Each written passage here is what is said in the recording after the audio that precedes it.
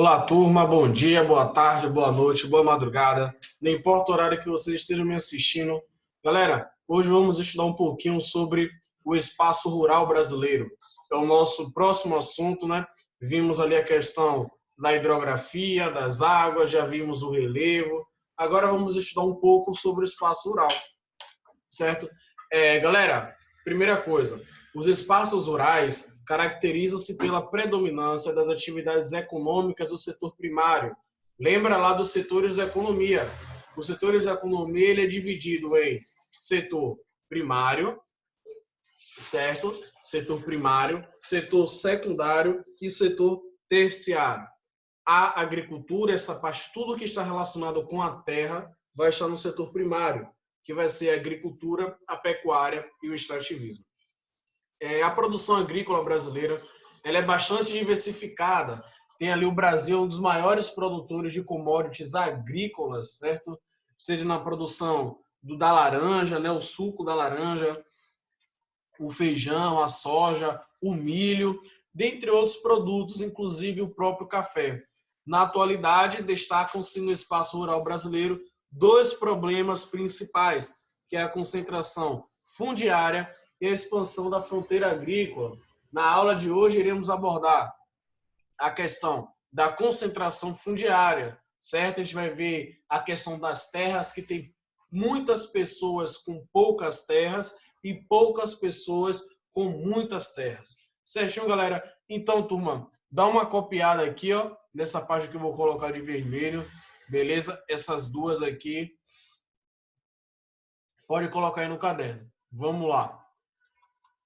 Indo para a segunda parte, galera, já na questão da concentração fundiária, que eu quero que vocês saibam que o espaço rural brasileiro ele é marcado pela concentração fundiária, ou seja, pela existência de grandes propriedades nas mãos de poucos proprietários. Olha essa frase aqui, ó, muito importante. Muitas terras nas mãos de poucas pessoas e muitas pessoas sem acesso à terra. Podemos trazer para a nossa realidade da seguinte forma: rico e pobre. O rico ele vai ter a parte da elite da população, né? Vai ter muita terra, mas serão poucas pessoas, e o pobre, que vai ser ali muitas pessoas, vai ter pouca terra, pouco acesso à terra. Beleza? Galera, uma coisa importante que não podemos esquecer é do plantation, certo? A plantation açucareira, que vai mais se destacar. A plantation, galera, ela vai ter como característica quatro coisas, quatro itens que vocês deverão anotar. Galera, o primeiro item sobre a plantation, vou até riscar aqui, ó, de vermelho, da plantation, ela vai ser escravista. A mão de obra que vai ser utilizada nas plantations, ela vai ser escravistas. Segunda característica, monocultor ou monocultura. Galera, monocultura significa apenas uma plantação. Mono, uma. Cultura, plantação.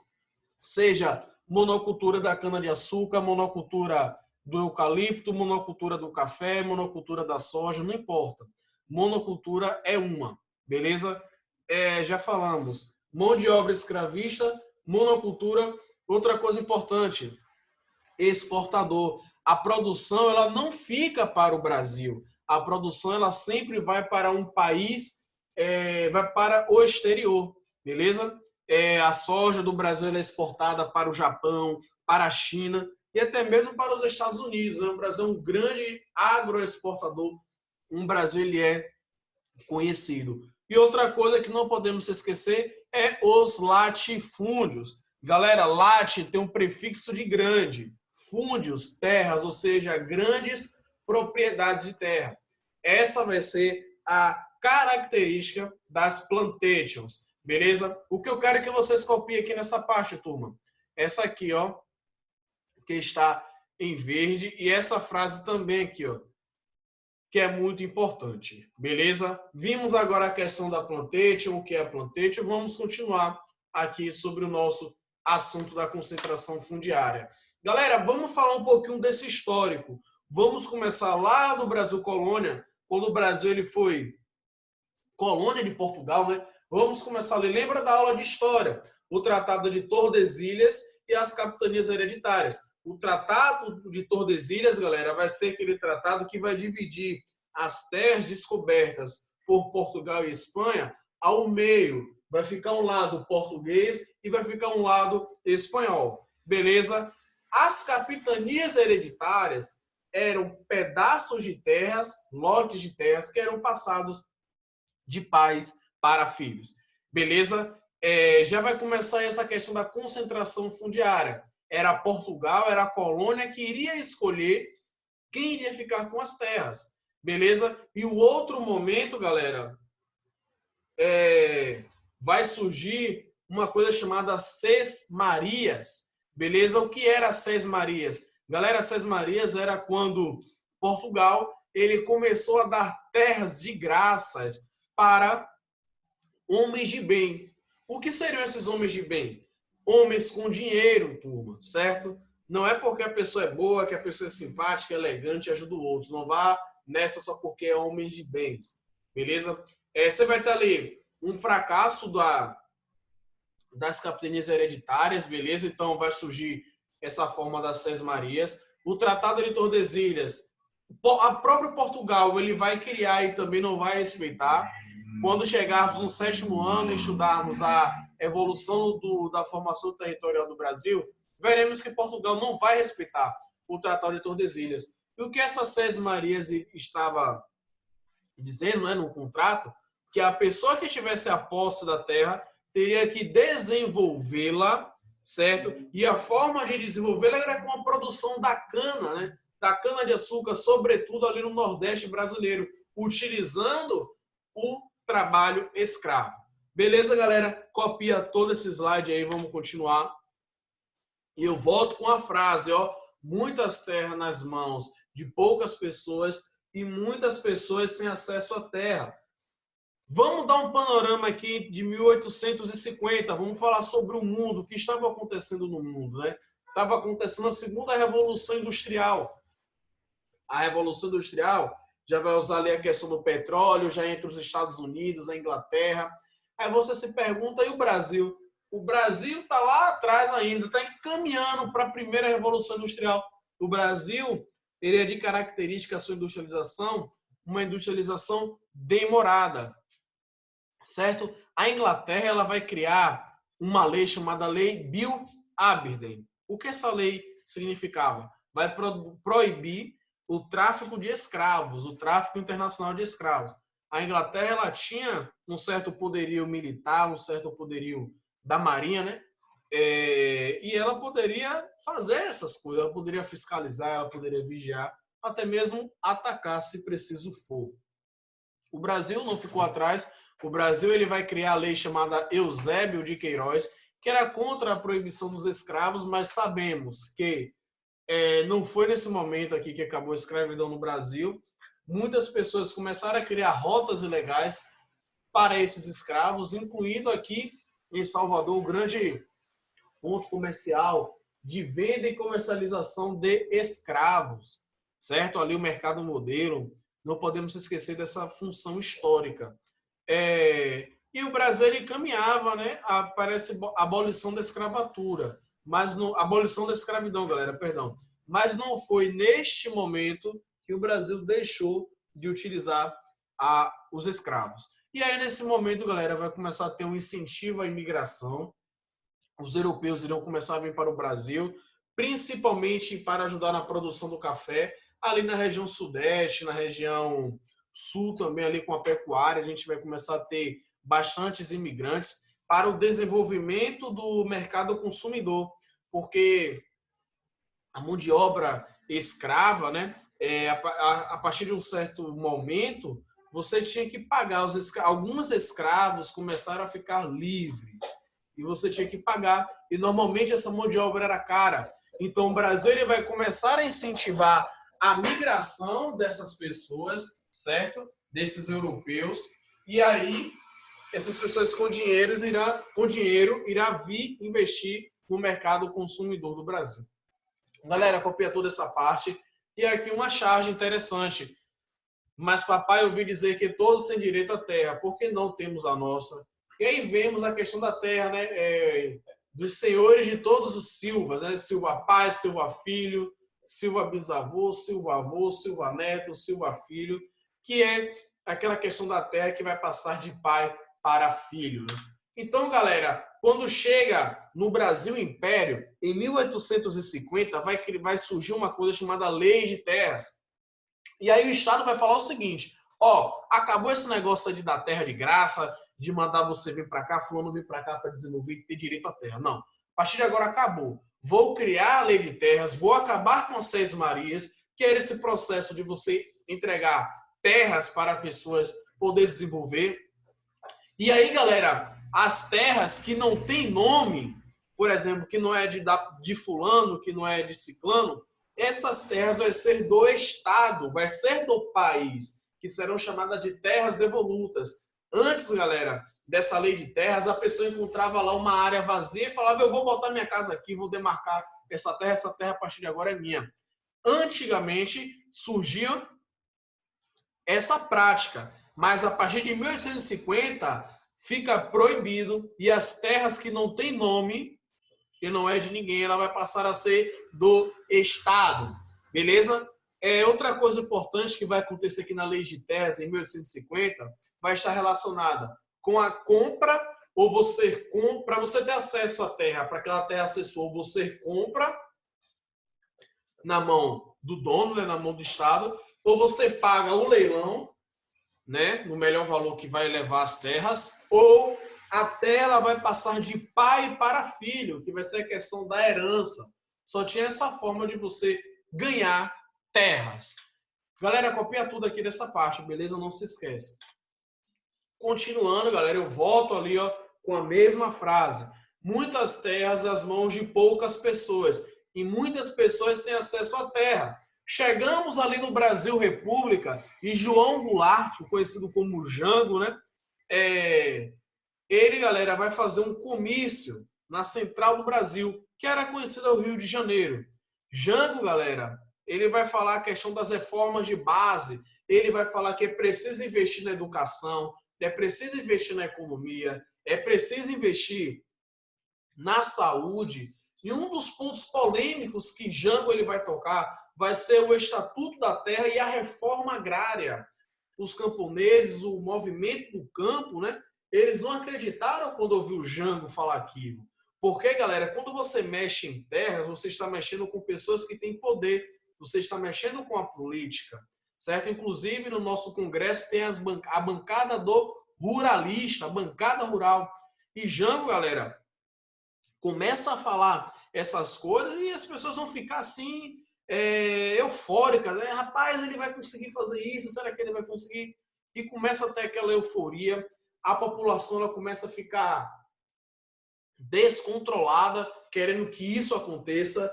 E a questão da reforma agrária, galera, o que é a reforma agrária? A reforma agrária é uma redistribuição de terras improdutivas e que não vai cumprir ou que não está cumprindo a sua função social. Qual função social é essa? Essa função social vai estar relacionada em 3 pilares. Quais são esses 3 pilares? Primeiro, a preservação do meio ambiente. Segundo, é você gerar empregos naquela terra. E, por último, galera, é você ter uma boa infraestrutura, um bom investimento. Beleza? Na verdade, galera, esse último tópico, a questão da reforma agrária, acabou me dando um branco aqui. Eu vou colocar no chat os 3 pilares, beleza? Eu lembro de 2. Como é ao vivo, eu não sei editar, não tenho como cortar essa parte.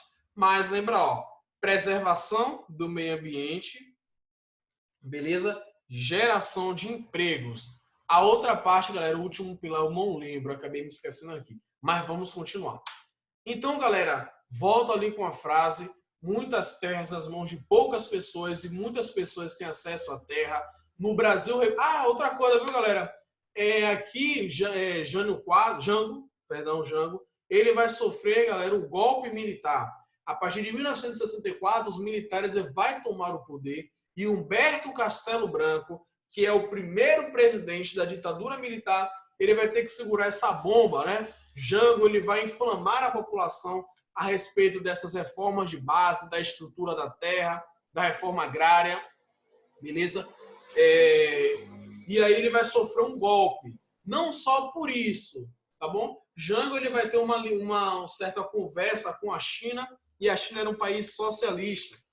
Iremos estudar a questão da Guerra Fria, do socialismo e do capitalismo.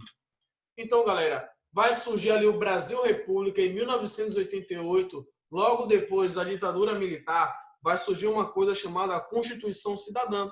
E essa Constituição Cidadã, ela vai trazer novamente a questão da reforma agrária, certo?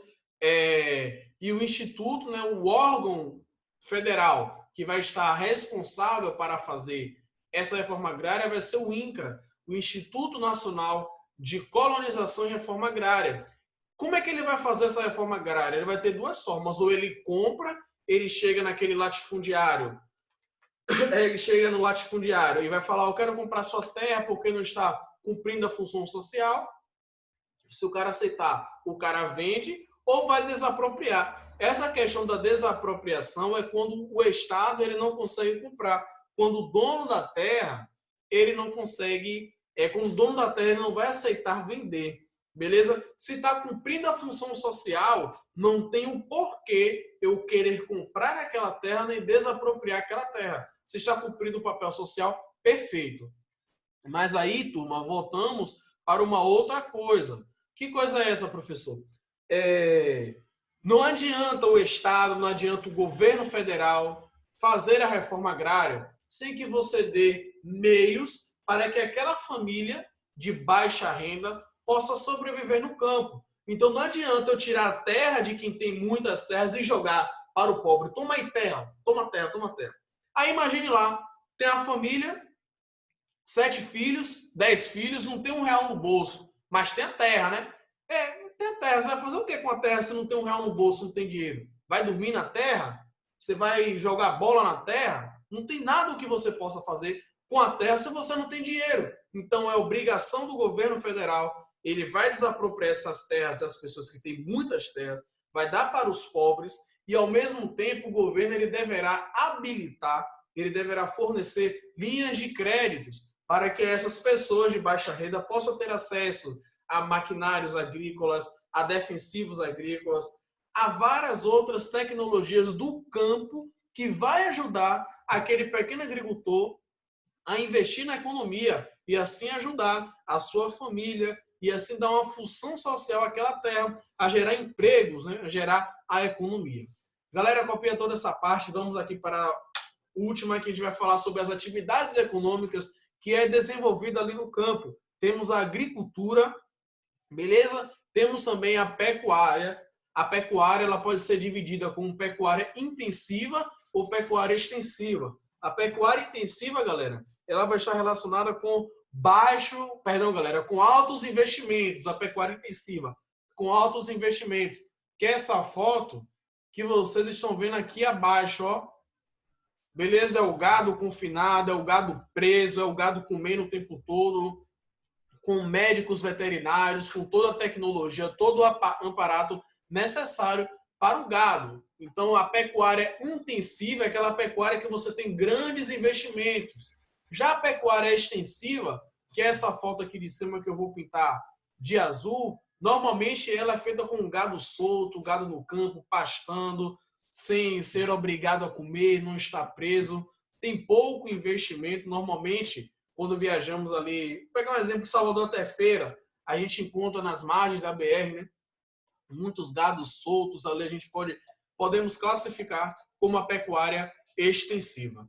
Outra coisa importante, o extrativismo. O extrativismo ele pode ser tanto vegetal, como mineral, como animal. Certo, galera? E aí vamos entrar na questão do agronegócio que vem